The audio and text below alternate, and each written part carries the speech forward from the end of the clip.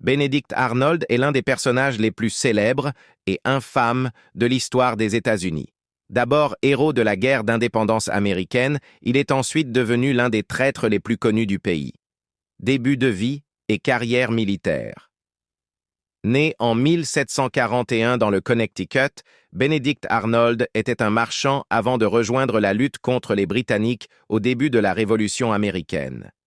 Il s'est rapidement distingué par son courage et son talent militaire. Pendant la guerre, il a joué un rôle clé dans plusieurs batailles. Capture de Fort Ticonderoga, 1775.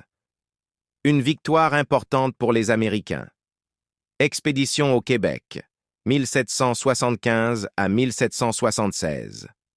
Une tentative échouée d'envahir le Canada. Bataille de Saratoga, 1777. Il a été gravement blessé à la jambe, mais a contribué à une victoire décisive contre les Britanniques.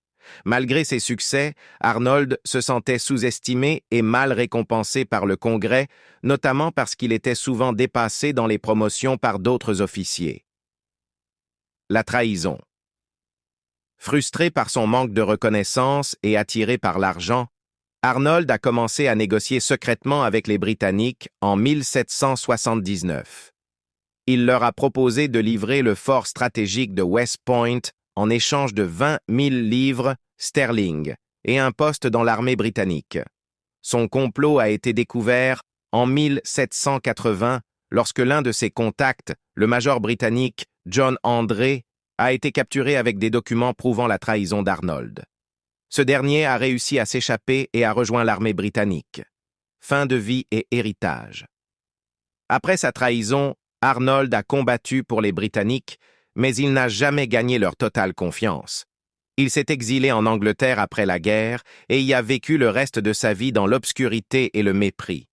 Il est mort en 1801, sans jamais retrouver la gloire qu'il convoitait. Aujourd'hui, son nom est devenu synonyme de trahison aux États-Unis. Son histoire est une illustration classique du passage